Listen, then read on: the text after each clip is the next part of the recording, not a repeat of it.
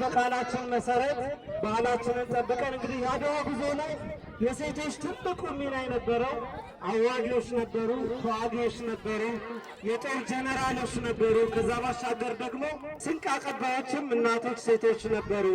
ይኸው ያንን ታሪክ ለማስታወስ በነገራችን ላይ ሌላ ትልቅ መሶብ በታች ይጠብቃቸዋል። ኢየሩስ ሬስቶራንት አገልግል አዘጋጅቶ ጉርሻ በጉርሻ በዓላችንን ሊያስታውሰን ነው።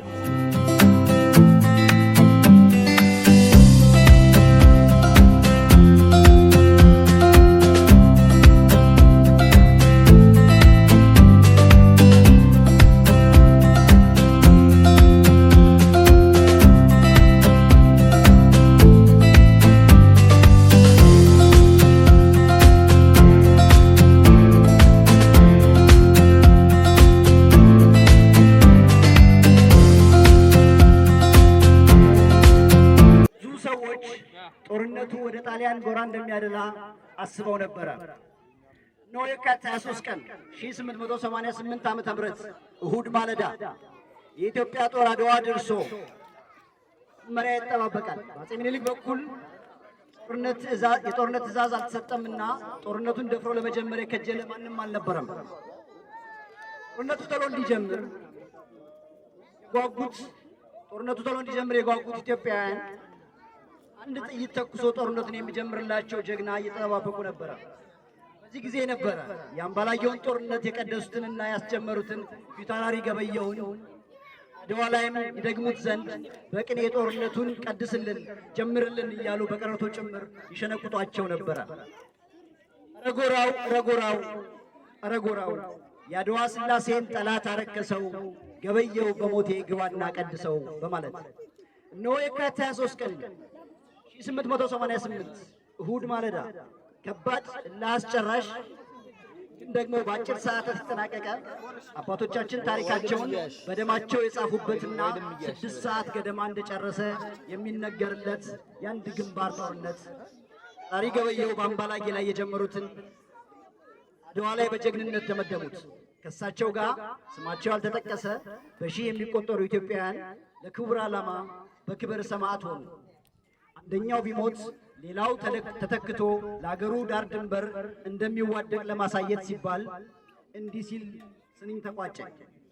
ገበየሁ ቢሞት ተተካ ባልቻ፣ መድፍ አገላባጭ ብቻ ለብቻ። የአድዋ ጦርነት የታሪክ መዛግብት እንደሚያስረዱት በአጠቃላይ በጣሊያን ወገን 7560 የሞተ ሲሆን ለጣሊያን የተሰለፉ የአጎራባጭ ሀገር ባንዳዎች 7100፣ 954 ጣሊያኖች የት እንደደረሱ አስክሬናቸው ሳይገኝ የቀረ ሲሆን 7000 ገደማ የኢትዮጵያውያን እንደሞቱ የታሪክ ጸሐፍት ያስረዳሉ። ከዚህ የአድዋ ድል ማግስት ጀምሮ እስከ ዛሬ ድረስ ጣሊያን ውጊያውን ብታሸንፍ ኖሮ የኢትዮጵያ ዕጣ ፈንታ ምን ይሆን እንደነበር የሚያሳይ ስንኝ ተቋጠረ። እንዲህ ይላል። ምኒልክ ተነስቶ በአነሳ ጋሻ ግብሩ እንቁላል ነበር ይሄን ጊዜ አበሻ። አድዋ የተገኘው ድል ከኢትዮጵያን አልፎ በመላው ጥቁር ሕዝቦች ዘንድ ተሰማ።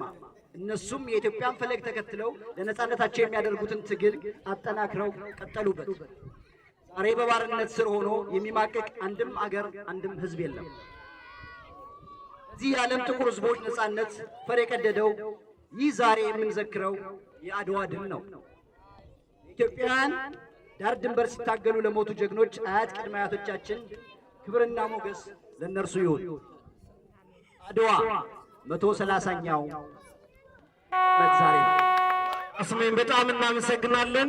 የአድዋ ድል የጥቁር ህዝቦች ብቻ ሳይሆን የተገፉ የዓለም ህዝቦች ሁሉ ድል ነበረ። በዚህም ሁል ጊዜ ሲታወስ ይኖራል።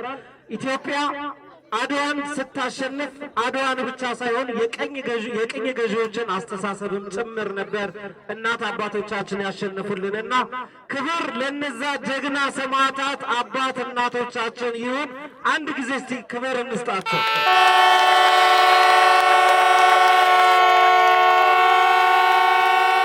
ክብር ሴትነት ሳይበግራት ማንነቷን ላሳየችው ለዛች ቆራጥ ጀግና እቴጌ ጣይቱ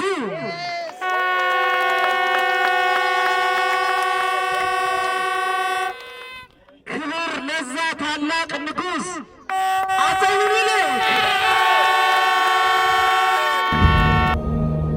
የተሰጠኝ ሕይወት ዛሬ በነፃነት ሰው ተከፍሎበታል ከደምና ከአጥንት ስንት ወገን ወደቀ በነፃነት ምድር ትናገር አድዋ ትናገር ትመስክር ትናገር አድዋ ትናገር አገሬ እንዴት እንደቆምኩኝ ከፊታችሁ ዛሬ በኩራት በክብር በደስታ በፍቅር በድል እኖራለሁ ያው በቀን በቀን በቀን በቀን ደሞ መከራውን ያን ሁሉ ሰቀቀን አድዋ ዛሬ ናት አድዋ ትላንት መቼ ተነሱና የወዳደቁት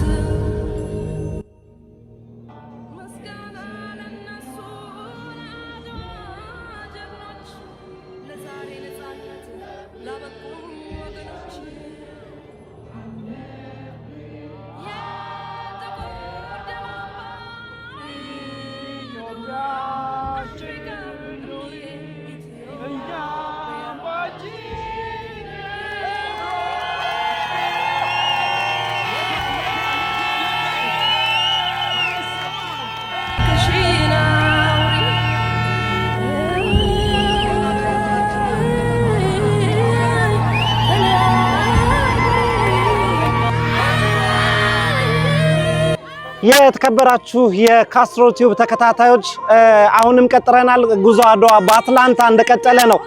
የስቶን ማውንቴን ጫፍ ላይ እንገኛለን። ወንድሜ ተስፍሽ እንኳን አደረሰ። እንኳን አብሮ አደረሰን። እንዴት ነው በዓል? በጣም ደስ ብሎኛል። ዘንድሮ ለ8ኛ ዓመት ነው የምናከብረው በስቶን ማውንቴን 8ኛ ዓመት ዘንድሮ። በነገራችን ላይ አንተ በ130ኛው ዓመት ላይ ስለተቀላቀልከን ከልብ እናመሰግናለን። በጣም ደስ ይላል። በጣም የሚገርመው ደግሞ ተስፍሽ እንግዲህ እኔ አትላንታ መጥቼ ያው በእናንተ ድጋፍ በእናንተ አጠቃላይ እንቅስቃሴ ዩቲዩብን ዛሬ ጀምሬያለሁ። የመጀመሪያው ፕሮግራም አድዋ ላይ ሰርቻለሁና የካስትሮ ቲዩብ ተከታታዮችን የሆነ ነገር በላቸው። እንግዲህ የካስትሮ ዩቲዩብ ተከታታዮች እንኳን ደስ አላችሁ። ዛሬ ካሲሽ ከኛ ጋር ለመጀመሪያ ጊዜ የአድዋ በዓልን ከኛ ጋር አክብሯል። በአባልነቱም ጭምር ነው የተቀላቀለን። ፕሮግራሙን ሲያሳልጥላችሁ የነበረው ካሲሽ ነውና የካስትሮ ዩቲዩብን ቻናል ፎሎ፣ ሼር፣ ሰብስክራይብ በማድረግ ወንድማችንንም እንድናግዘው። ጎበዝ ጋዜጠኛ ነው። በቅርብ ከኢትዮጵያ ነው የመጣው። ሰው ከኛ ጋር ብዙ ቆይታ ይኖረዋል። ብዙ ደግሞ አትላንታ ላይ የሚደረጉ ነገሮችን፣ በዓላቶች፣ የተለያዩ ነገሮችን በተከታታይ ያቀርብላችኋል። ፎሎ ካሲሽ። ተስፍሽ ይሄ የጉዞ አድዋ በአትላንታ በጣም የሚቀናበት ፕሮግራም ሆኗል። አዲስ አበባም ያሉ ወጣቶች ሁሉ ይቀኑበታል። ለምን ይመስላል? እንግዲህ የሚቀናበት መንፈሳዊ ቅናት ነው። መንፈሳዊ ቅናትነቱ ምንድነው? ኢትዮጵያዊነት የሚጎላበት ዛሬ አድዋ እንግዲህ የማንም ብሔር የሚያከብረው በዓል ኢትዮጵያውያኖች የሚያከብሩት ነው። ዛሬ እንዳየኸው ከሌ ምንድነው ባበሻነታችን እንጂ በአማራ፣ ኦሮሞ፣ ትግሬ ምናምን ጉራጌ የሚባል ነገር የለውም። ይሄ ሁሉ ህዝብ የአንድ ብሔር አይደለም። ከተለያየ ብሔር የመጣ ነው። ለ8 ዓመታት ስናከብር እዚህ ቦታ ላይ ስንሰባሰብ ኢትዮጵያዊ ነኝ ያለ የኢትዮጵያዊነት ስሜት ኢትዮጵያ ያለን እስኪመስለን ድረስ ላይቭ እያስተላለፍኩ ነበር። ካሽ የሚገርም ነበር። በጣም ተደንቀው እኛ ቤተክርስቲያን አረንጓዴ ቢጫ ቀይ ሳናደርግ እንኳን እናንተ ይሄን በሰው ሀገር ላይ እንደዚህ እንዴት ታከብራላችሁ ቀናን እያሉ ሲያስተላልፉ ነበር። እና እግዚአብሔር ይመስገን ይሄን እንግዲህ የድል በዓል አይደለም የምናከብረው፣ ያው በድል ነው የምናከብረው። የአድዋን ሰንደቅ የኢትዮጵያን ሰንደቅ አትላንታ ላይ ከፍ አድርገን አውለብልበን ላስት ይር በነገራችን ላይ መንገድ አዘግተን በሰረገላ ነበረ ያከበርነው። ይሄንን ያገኙታል በደንብ አሁን እንለቅላችኋል፣ አንተም ሼር ታደርግላችኋለህ። በከበር አሁን ከዚህ በኋላ እየጨመረ ነው። አፍሪካውያኖች፣ ሌሎች ኢትዮጵያኖች፣ ጥቁሮች ከሌላ ስቴት እንመጣለን ብለው ያሉ ሰዎች አሉ። ለዛ ነው የሚቀናበት፣ ኢትዮጵያዊነት ስለሚንጸባረቅበት ብቻ ነው። ከዘረኝነት የጸዳ ነው።